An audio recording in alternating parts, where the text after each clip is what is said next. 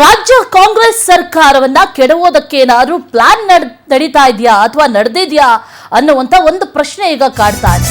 ಕಲಬುರಗಿಯಲ್ಲಿ ಎಸಿಸಿ ಅಧ್ಯಕ್ಷ ಮಲ್ಲಿಕಾರ್ಜುನ ಖರ್ಗೆ ಒಂದು ಹೊಸ ಬಾಂಬ್ ಹಾಕಿದ್ದಾರೆ.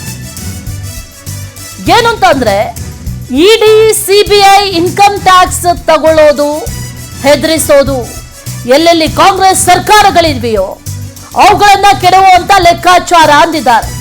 ಅದೇ ಪ್ರಯತ್ನ ನಮ್ಮ ಕರ್ನಾಟಕದಲ್ಲಿಯೂ ನಡೆದಿದೆ. ನಮ್ಮವರು ಹುಷಾರಾಗಿರಬೇಕು, ನಿಮ್ಮಲ್ಲಿ ಏನೇ ಭೇದ ಭಾವ ಇರಲಿ ಒಂದಾಗಿರಬೇಕು ಅಂದಿದ್ದಾರೆ ಖರ್ಗೆ. ಇಲ್ಲಾಂತಂದ್ರೆ ಮೋದಿ ಶಾ ಸೇರಿ ಈ ಜನರನ್ನ ನುಂಗ್ತಾರೆ. ಕಲಬುರಗಿಯಲ್ಲಿ ಎಸಿಸಿ ಅಧ್ಯಕ್ಷ ಮಲ್ಲಿಕಾರ್ಜುನ ಖರ್ಗೆ ಹೊಸ ಬಾಂಬ್ ಒಂದನ್ನ ಸಿಡಿಸಿದ್ದಾರೆ.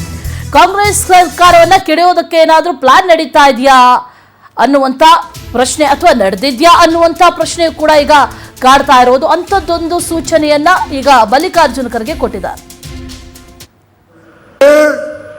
ಇಡಿ ಇನ್ಕಮ್ ಟ್ಯಾಕ್ಸ್ ಸಿಬಿಐ ತಗೊಂಡು ತಿರುಗೋದು, ಹೆದರ್ಸೋದು, ಎಲ್ಲೆಲ್ಲಿ ಕಾಂಗ್ರೆಸ್ ಗೌರ್ಮೆಂಟ್ಗಳಿವೆ ಅದಕ್ಕೆ ಯಾವ ರೀತಿಯಾಗಿ ಕೆಡವಬೇಕು, ತೆಗೆದು ಹಾಕಬೇಕು, ಅಧಿಕಾರ ಕೈಯಲ್ಲಿ ತಗೊಳ್ಬೇಕು ಅಂತಕ್ಕಂಥ ಪ್ರಯತ್ನನ ಮಾಡ್ತಾ ಇದ್ದಾರೆ. ಅದೇ ಪ್ರಯತ್ನ ನಮ್ಮ ಕರ್ನಾಟಕದಲ್ಲಿ ನಡೆದಿದೆ. ನಮ್ಮವರು ಹುಷಾರಾಗಿರ್ಬೇಕು, ನಿಮ್ಮಲ್ಲೇನೇ ಭೇದ ಭಾವ ಇರಲಿ, ನೀವು ಒಂದಾಗಿರ್ಬೇಕು. ಇಲ್ಲದ್ರೆ ಈ ಮೋದಿ ಶಾ ಸೇರಿ ಈ ಜನರನ್ನ ನುಂಗುತ್ತಾರೆ, ಬಡ ಜನರನ್ನ ನುಂಗುತ್ತಾರೆ. ಇವ್ರ ರಕ್ಷಣೆಗಾಗಿ ಜನ ನಿಮಗೆ ಅಧಿಕಾರ ಕೊಟ್ಟಿದೆ. ಆ ರಕ್ಷಣೆ ಮಾಡ್ತಕ್ಕಂಥದ್ದು ನಿಮ್ಮ ಕೈಯಲ್ಲಿದೆ. ಅವರಂತೂ ಲೂಟಿ ಮಾಡಕ್ಕೆ ಕುಂತಾರೆ, ಜಗಳ ಹಚ್ಚಕ್ಕೆ ಕುಂತಾರೆ. ಇವತ್ತು ವಕ್ಫ್ ಬೋರ್ಡ್ ಮೇಲೆ ನಾವು ಅನೇಕ ವಿಷಯಗಳನ್ನು ಹೇಳಿದೆವು.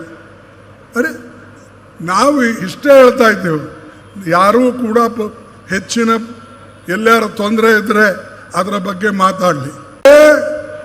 ಇಡಿ ಇದು ಮಲ್ಲಿಕಾರ್ಜುನ ಖರ್ಗೆ ಮಾತಾಡಿರೋದು. ನಿಜಕ್ಕೂ ಕೂಡ ರಾಜ್ಯ ಕಾಂಗ್ರೆಸ್ ಸರ್ಕಾರ ಉರುಳಿಸುವಂತ ಪ್ಲಾನ್ ನಡೆದಿದ್ಯಾ ಹಾಗಾದ್ರೆ ಅನ್ನೋ ಪ್ರಶ್ನೆ ಈಗ ಕಾಡ್ತಾ ಇದೆ.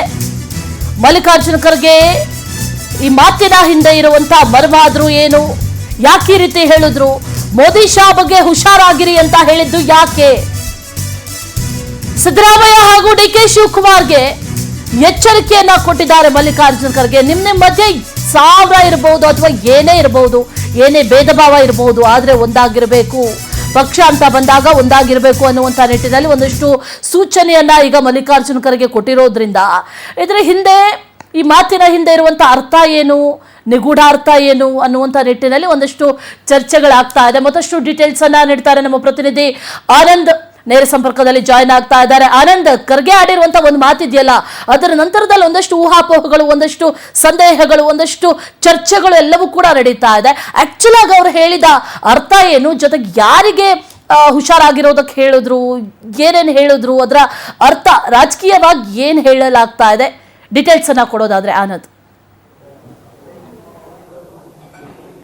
ಅಶ್ವಿನಿ, ಪ್ರಮುಖವಾಗಿ ಕೇಂದ್ರ ಸರ್ಕಾರ ಕಾಂಗ್ರೆಸ್ ಸರ್ಕಾರಗಳನ್ನ ಟಾರ್ಗೆಟ್ ಮಾಡ್ತಾ ಇದೆ ಅನ್ನೋ ಒಂದು ಆರೋಪವನ್ನ ಮಲ್ಲಿಕಾರ್ಜುನ ಖರ್ಗೆ ಅವರು ಹೇಳಿರ್ತಕ್ಕಂಥದ್ದು.